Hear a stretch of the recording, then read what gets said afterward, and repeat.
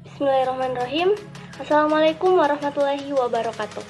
Perkenalkan, nama saya Yusya Renilda dengan nomor stambuk 072-2018-0003. Nah, jadi saya mahasiswi Fakultas Perikanan dan Ilmu Kelautan, Prodi Pemanfaatan Sumber Daya Perikanan, Universitas Muslim Indonesia. Jadi di sini saya akan menyelesaikan tugas mata kuliah saya, yaitu mata kuliah Manajemen Pelabuhan dengan dosen pengampu mata kuliah Bapak Dr. Insinyur Ihsan MSI.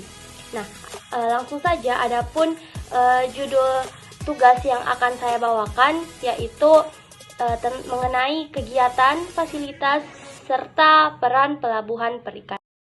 Sebelum kita masuk pada kegiatan, fasilitas, serta peran pelabuhan perikanan itu sendiri, sebelumnya kita harus mengetahui definisi dari pelabuhan itu sendiri. Nah, jadi pelabuhan itu sendiri menurut Kamus Peristilahan Survei dan Pemetaan merupakan tempat yang terdiri dari daratan dan perairan sekitar pemerintahan dan kegiatan-kegiatan ekonomi yang dipergunakan sebagai tempat kapal bersandar, berlabuh, naik turun penumpang, dan atau bongkar muat barang yang dilengkapi dengan fasilitas keselamatan pelayaran dan kegiatan penunjang pelabuhan, serta sebagai tempat perpindahan pelabuhan, serta sebagai tempat perpindahan intramoda dan antar moda transportasi dan yang biasa disebut dengan dishidros.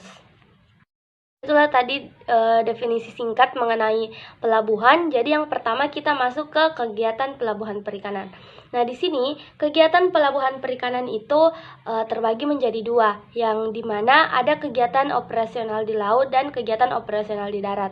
Nah, yang pertama kegiatan operasional di laut. Kegiatan operasional di laut ini meliputi beberapa kegiatan. Yang pertama ada penangkapan ikan di laut yang biasa disebut dengan fishing ground.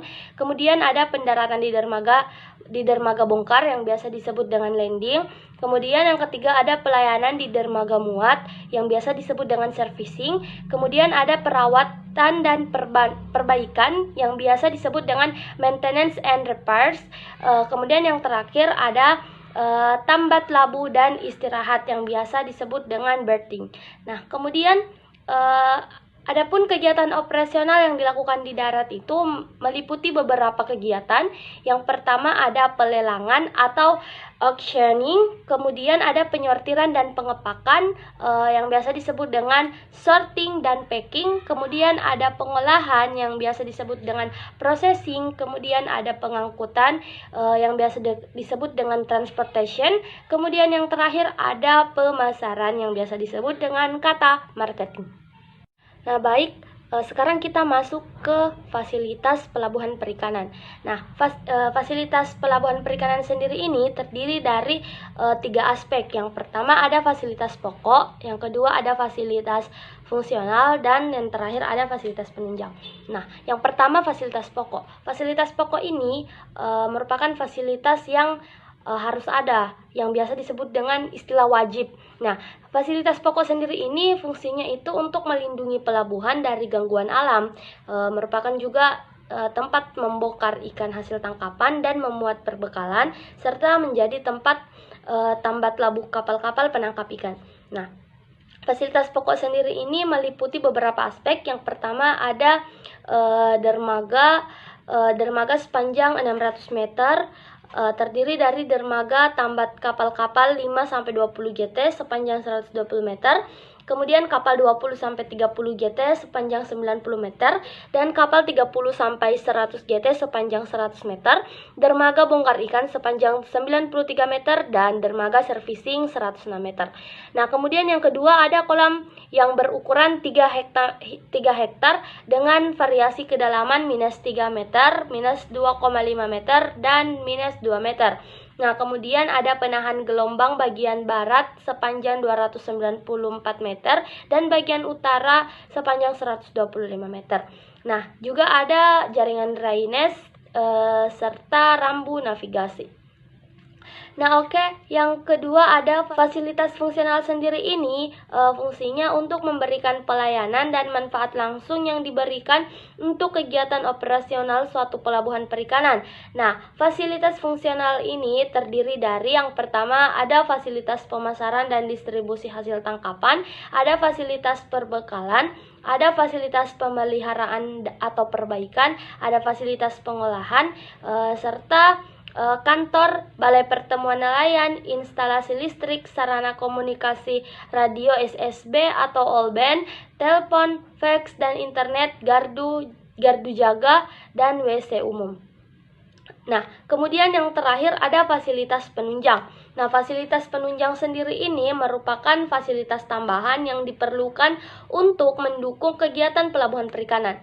Nah, fasilitas penunjang sendiri ini juga meliputi beberapa aspek. Yang pertama terdiri dari perumahan, ada wisma tamu, tempat ibadah, kantin, pertokoan, dan sarana kebersihan.